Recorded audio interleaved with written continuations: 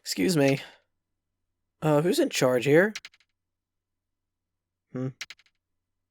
Who are you? FBI Special Agents. Can you tell your boss that we'd like to speak with him? FBI? Yeah.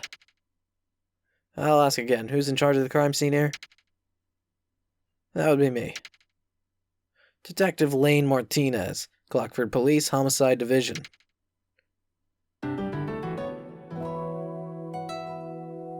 '32 Detective Clockford Police Department, lead investigator of current Providence murders. I don't remember asking the FBI for no help. It's police business. Do me a favor and get lost, okay?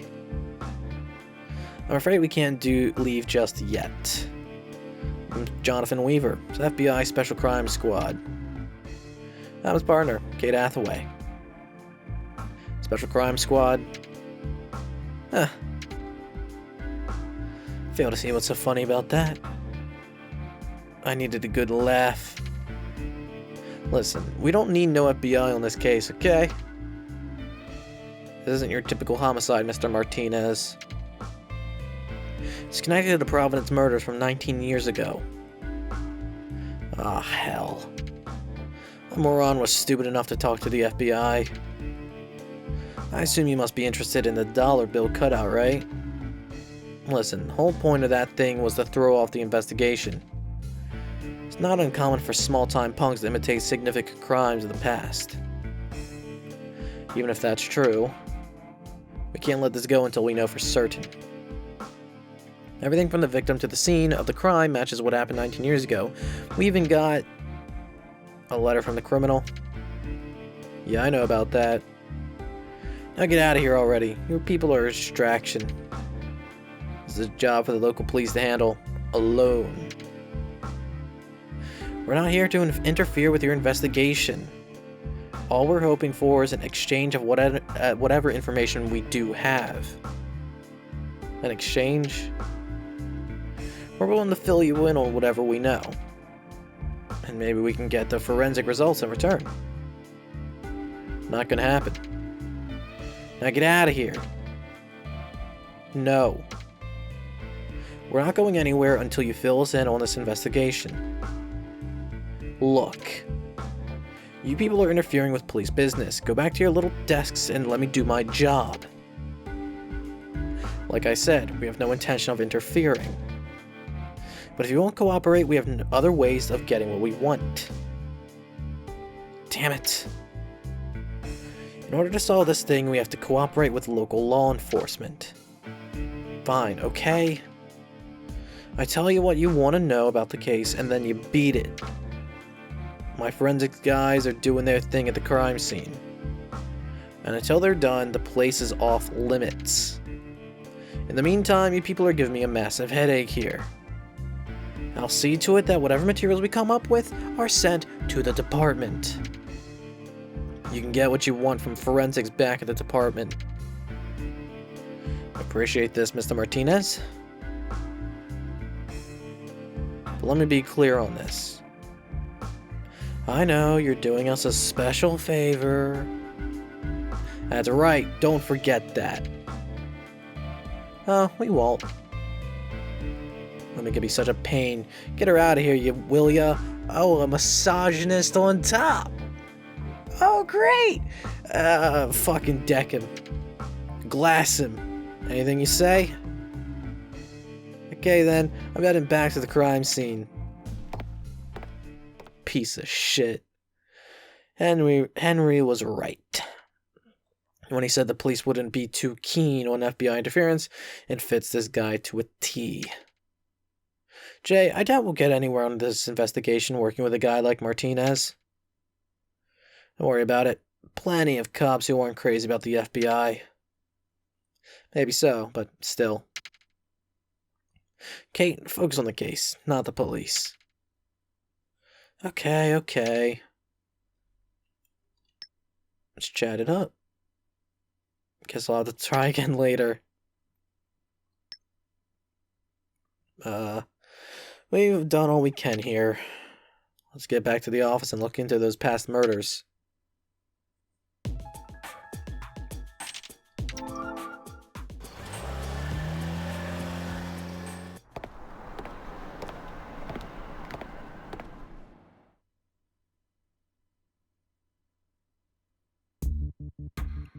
Kate, would you check the database to see what we've got on the Providence murders? Okay. I've just dug up everything we have on the Providence murders. Let's see what we've got. What do you got?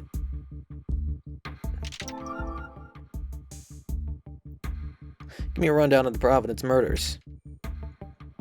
From February to March of 1991, 5 serial murders took place with 6 victims in total. Last incident also involved 1 child who sustained heavy injuries and 1 who went missing. No murder weapons were ever found. Detective in charge of that investigation was Philip Robbins. Robbins, huh? He's now retired from the force. I wonder why they used that name. Give me a rundown of the Sam Coolidge murder. That was the first of the Providence murders. Happened on February 28th, 1991. So the end of the month of February. Victim was Sam Coolidge was a hotel employee. Happened in room 315 of Hotel Miranda. Cause of death was cerebral contussion. Contussions? You mean concussions? Is concussions a word? What? From multiple blows to the head with a blunt object. Is concussions a word? Hold the fuck up. Oh shit, it is a real ass word, and I think it's pronounced contusion. It's a fucking real ass word. From multiple blows to the head with a blunt object. Murder weapon was thought to be a metal tool of some type, but nothing was ever found. A co-worker found the body of a man by the name of Alfred Brown. We have Alfred's address on file, but there's no guarantee that he's still around. Yeah, it's been 19 years. Could have moved, could have died. A lot could have happened.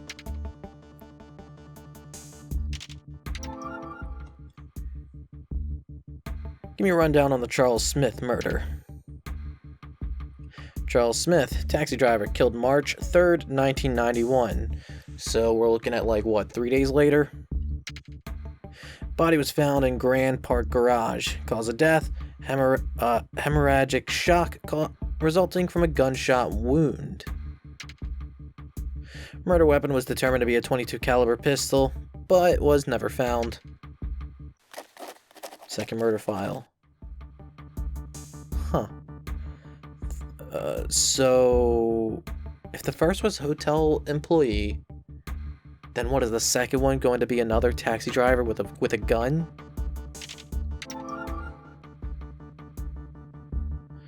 Give me a rundown on Isabella Campbell. Isabella Campbell, actress, murdered March 5th, 1991, so 2 days later. Wait, so... No, I don't know, man. Killed in her own house. Cause of death, asphyxiation due to strangulation. Murder weapon was most likely a rope, but was never found. Fourth victim. Duke Desmond murder. Duke Desmond, president of a real estate company, killed the same fucking day? Jesus Christ. It was in his office at Desmond Realty. Cause of death is hemorrhagic shock and internal injury from a gunshot. Murder weapon was determined to be a .38 caliber pistol. Fourth murder file. All different weapons, all different people. Like, of course they're different people. What the fuck am I talking about? What I mean by, like, there's no real connection as far as I can see between the victims, unless there was some like connection, like, oh man, like they all went to high school together or some shit. Like, unless there's some, like, there's no real similarity between like occupation or whatever. Well, a family? My guess is like arson, maybe. Baker murders. Victim number 1, Nicholas Baker, was murdered on March 11th, 91. Amy Baker was also murdered on that day. Details on the victims are a little complicated. Nicholas, a university professor, and his wife Amy were both shot dead. Or, or I wasn't right, also arson. It was at their own home, which was set on fire after the killings. The couple had 2 boys, and the oldest son, Jonathan, sustained serious head injuries. He was found unconscious, suffering from carbon monoxide poisoning. It took him 2 months to regain consciousness. Damn. Youngest son, Danny, went missing after the incident, never found again. That sucks. What is it, Jay? Nothing. Are you sure? Well, now we have a decent idea of what happened 19 years ago. Yeah. Let's start questioning anyone related to the Sam Coolidge murder. Got it. Move. Let's go investigate. Why don't we go to the police? I want to know what they've got from 19 years ago, and besides, there's someone I'd like to see. Alright. CPD Investigations Unit. I will do just that.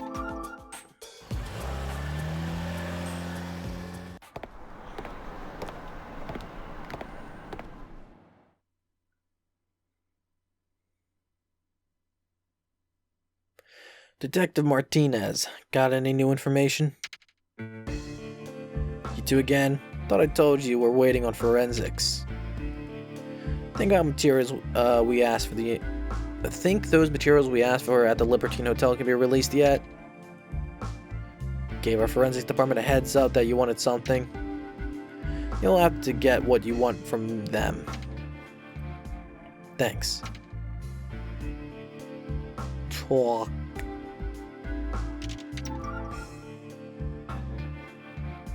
Got anything on today's Kevin Cornell homicide? Did I just tell you to get what you want from the forensics lab? I mean, yeah, but the option to ask again came up, so I wanted to do that. You know anything about the Hotel Miranda homicide from 19 years ago? Well, it was the first of the Providence murders, and they say it resembles the Kevin Cornell murder at the Libertine. Didn't you reopen that case? You ought to know more about it than me. Nothing. Okay, I guess I will move to the thing. Better get back to the field. Hold on, Jay. Let's stop by the forensics lab first. Oh, yeah. I'm really busy right now. Can't this wait till later? Hey, Maureen. Oh, hi, Kate. Was it like Maureen? Like, there's a certain way to emphasize the syllables. I don't fucking... Let me introduce you to my partner, Jonathan Weaver. It's a pleasure. Call me Jay. I'm Maureen Yashima, and the pleasure's mine.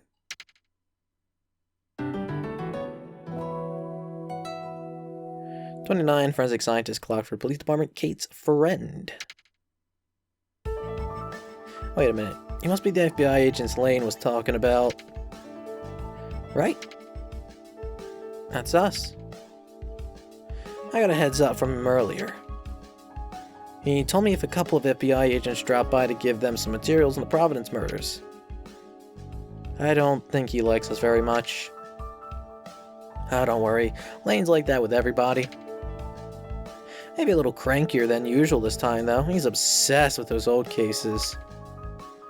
Everyone on the forces were all riled up about this latest murder, thinking that Providence might be at it again. I can see why. We've also decided to reopen the old Providence cases. Figured that by looking into those, it might help give us some lead in our search for Providence. Well, if you two need any help, let me know. I'll be happy to help in any way I can. Alright, let's talk to you. I don't have much new to report, but the murder weapon was most likely a wrench. There's a wrench on the floor of the room in the Hotel Miranda. Could that be the actual murder weapon? I'll let you know if we find out anything else.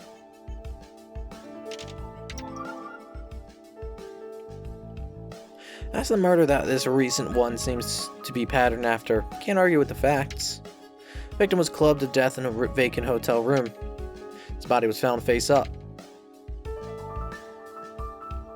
Okay. Can I show you wrench? Can I? What is this? Letter. Photo? Oh, never mind. Guess not. Well, I can't really talk to you, so I guess I'll just move. Okay, let's go to Alfred Brown's home. He was the first person to find the body. Alright. Watch him not be there. Bye, Maureen. See you later.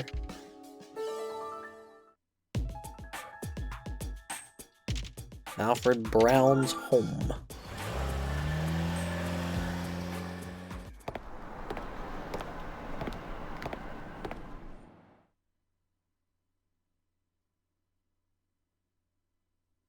This is Alfred Brown's place. Who's there? Are you Alfred Brown? We're from the FBI. We'd like to ask you a few questions about what happened 19 years ago. FBI, huh? Alright, come on in. So, what do you want? Special Agent Jonathan Weaver, Special Crimes Squad, FBI. I'm his partner, Kate Hathaway.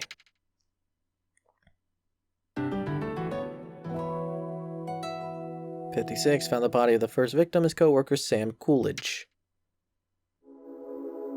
We've reopened the Sam Coolidge case. Reopened it? Why now? Let's just say we're looking into something resembling the work of Providence. You gotta be kidding me. And that's why you reopened the old case? You got it. You were the one who found the body of Providence's first victim. How about some details?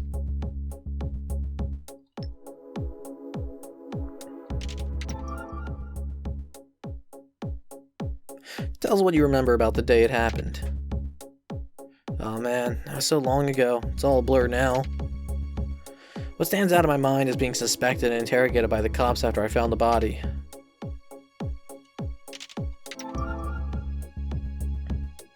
Do you remember anything about the incident? Not really. To tell you the truth, I'd rather forget about it. When I found Sim's body lying there, face down, I had to muster up some courage to see if it was him. Body was face down. Maureen said the body was facing up at the ceiling. Something's not right. I don't want to talk about it anymore. I have nothing else to say. If you people want details, I suggest getting a hold of Detective Robbins at the department. Mr. Brown? Can't take a hint, lady? I want you two out of here. Let's go, Kate. Alright. I don't know, Jay. That guy seems awfully suspicious, the way he pushed us out like that. We're also asking him to relive trauma, so, I don't know, man. I know. Let's go have a talk with Philip Robbins. He was the detective in charge of the case back then. Got his address? I'm sure we can get it at the police department. Back to homicide.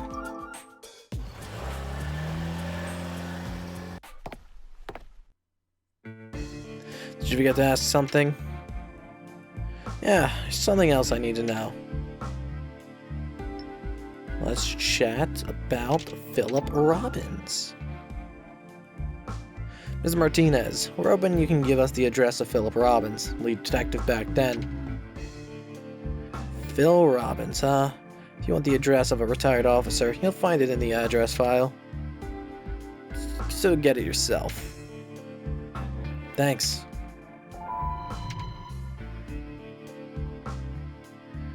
Alright, sick. Yeah, I'm gonna say before I head out. It's been a little bit, so it's just good to be safe. Who knows? Now if you'll excuse us. Sure. Off to Philip Robbins.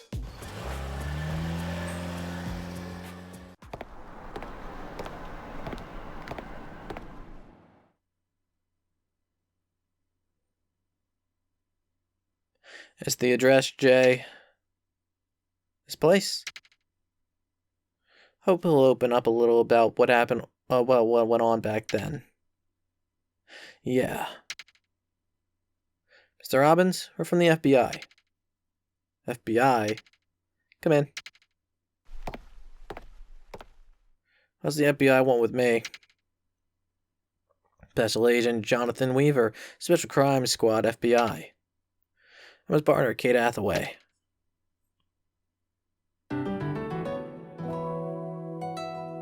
.65, former detective in the Clockford Police Department, lead investigator of past Providence murders. I'd like to ask you a few questions. I believe you were in charge of the investigation into Providence murders 19 years ago. Correct, I was the lead detective. To be honest, I've been trying to forget the whole thing ever happened. Thanks to the brilliant FBI sticking their noses in where they don't belong, cases were never solved. Have you heard about the hotel employee found dead this morning at the Libertine Hotel? Parallels a case from back then, which we reopened in hopes of solving this thing. His calling card was left behind this morning, exactly like the old case. Eye of Providence? That's right, we have to catch Providence fast. He could very well strike again at any time. What do you want from an old has-been like me? Hell, I'm getting so senile most of my memories are shot. Well, I'm sure he must have something. You mean Alfred Brown? He was our primary suspect at first, but he had a legitimate alibi. And once the next Providence murder went down, we let him off the hook. Real serious type, that guy. Kind of a softy, too. And if memory serves me, he had a kid who was a little on the frail side.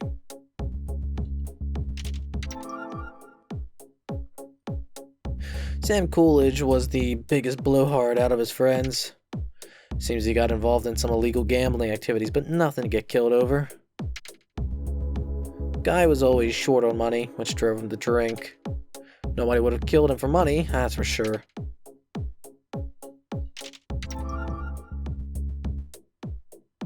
It happened pretty much as written in the police report. The victim was working late, went out for a smoke. Co-worker Brown got a little worried when he didn't come back and started looking around the building. Eventually found the body in that vacant hotel room. Never found the murder weapon, but he died of a single blow. The victim's body was facing upward when found. He looked like he was sleeping. So he was lying on his back, facing the ceiling. That's right. Huh. That doesn't, align with things being told. We need to get going now, but we might need your help again. Fine by me. Pretty weird. My answers didn't match up about which way the body was facing. Why would the guy who found the body say it was face down and the detective say face up? You think one of them is lying? I don't know. Let's look into it tomorrow. Okay.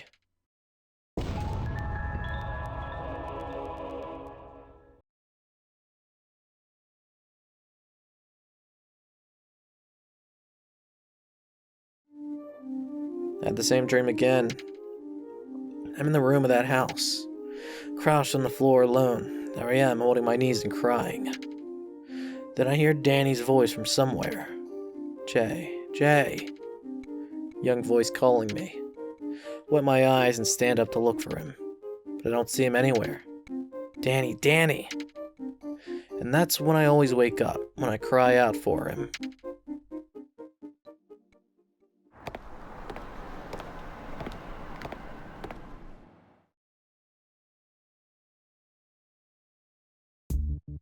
Morning, Jay. How you feeling? Sorry for worrying you like that yesterday. I'm fine now. Hope so. Something's been bugging me, though. What is it? After you collapsed at Hotel Miranda and went to the hospital, you were muttering something before you regained consciousness. It was like, what was that? What was I seeing? Huh. Jay, I'm your partner, so tell me straight. Did you see something at Hotel Miranda? Kate, I'm not sure you'd believe me if I told you. Try me. It's like I saw that room in the past. What do you mean? That's what it must have been. It was that room, how it once was, back then. You want to tell me in plain English now? When I walked into room 315 a little before you got there, I felt a chill up my spine. Right after that, I found an envelope on the floor, and there was a dollar bill cut out inside. Right, an eye of Providence. You had it clenched in your right hand when I found you unconscious. As soon as I touched the eye of Providence, some kind of vision just shot into my mind. Vision? Like what? It was like a different view of the room I was in, right there in my mind. But those bloody letters weren't in my vision of the room. So this vision you had, it could have been a view of the very same room, just in the past. That had to be it. Oh my gosh. So you're saying you saw this vision of the past right before you fell unconscious? It's weird, I know. And I have no idea why it happened. But I definitely saw the past in that room. I know you wouldn't lie to me, Jay. But seeing the past, I didn't expect me to believe that. So, what do you think about what happened to you? You think it just happened, or do you think you just have some kind of special ability? Which do you think is it? Temporal ability caused by shock. It's a special ability I potentially have. I think I might have always had this ability. I mean, I was surprised by the visions, but I also kind of expected something like this to happen. It was just like deja vu. But if I could always do this, then where did this power come from? Hey, you alright? Come on, maybe you're just thinking like this because of the shock from fainting. But it's a fact. There's no doubt in my mind that I saw a vision of the past. So you saw the past when you touched the Eye of Providence. Okay, answer me this, Jay. Had you ever seen visions of the past before that? No way, that was the definite first. But that awful feeling I got when I first went in that room, felt that a lot of times. When? When I was a kid. I'd get this same kind of throbbing headache. And get a glimpse of the past. That's just it. I don't remember what happened after that. But I remember my dad's answer when I told him about it. Don't worry, Jay. Your senses are a little different than those of other people. Different? Have you talked to your dad about what happened yesterday? Not yet. Well, maybe your dad knows something about this. Maybe he could tell you why he saw the past in that room. Ah, crap. We gotta report to the boss about yesterday's investigation. Called to remind me before you came in. Let's go see Henry in his office. Hey, keep this whole vision thing between you and me for now. Of course. He'd think I was nuts if I told him about it anyway. How's the investigation coming along? It questions 2 people involved in the Sam Coolidge murder. Oh yeah? Who'd you talk to? Alfred Brown, man who found the body, and Philip Robbins, the detective in charge back then. Philip Robbins, huh? Haven't heard that name in years. How's he doing these days? Seemed like he was doing well. After we talked to those guys, something didn't add up. Let's hear about it. Testimonies about how the body was found contradicted each other. Detective Robbins was consistent with the CPD file, but Alfred Brown, the guy who found the body, had a different story. Maybe he just has a fuzzy memory on the whole thing since it was so long ago, but I'd like to press him a little more on that point. Absolutely. Check every angle. Yes, sir.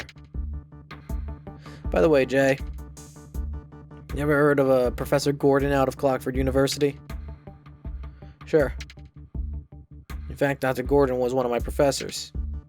Learned a hell of a lot of criminal psychology about at his lectures. Dr. Gordon also worked as an assistant for my dad before he passed away. I'll be damned. Apparently, Professor Gordon was appointed as advisor to the police, specifically for the Kevin Cornell homicide that just took place at the Libertine. Gordon's a true pro. His advice has helped the police crack a bunch of cases over the years. So, Jay, why don't you think they made Gordon advisor for this case in particular? Guess the police think Providence is back in action too. Is that what's going on? Apparently so. I'd like you to go pay a visit to Gordon. Good doctor might have something interesting to say about this. You got it, boss. That's our report for the day. Better get back out to the field now. Yeah, so go get me some answers. I'm counting on you too. Yes, sir. Wait, hold on a second, Jay. When Henry asked you about Professor Gordon, you said something like before Dad passed away. So your real father died when I was a kid. The man who raised me after the incident was close friends with my natural father. Something tells me this might be one of the kids of the fucking Providence case of, what was it, the fucking something family? Oh, yeah, of course, Sonic family. Something tells me he was like, well, probably the younger of the two kids who went missing. It's my guess. Since I didn't have any other family, he took me in and raised me as his own. Oh. Frederick Weaver is the man who raised me. He's a professor of child psychology. Who told you that your senses were different? I mean, which father? My dad now, the one who adopted me. Maybe not the one that went missing, but... No, that wouldn't make sense either. Okay, wait. What was the name of the fucking kid that went unconscious, and what was the name of the kid that went missing? I need to fucking look at that real quick. You know what? There's somewhere I'd like to drop by before we start today. Let me guess, your dad's place? How'd you guess? Professor Weaver's home. Yeah, I want to look at the, Jonathan Baker. No shit. So what's 12 plus 19, huh? Huh? 12 plus 19, that's 31. How fucking old is Jonathan Weaver? Who just so happens to have the same fucking first name. Alright, well, that mystery solved.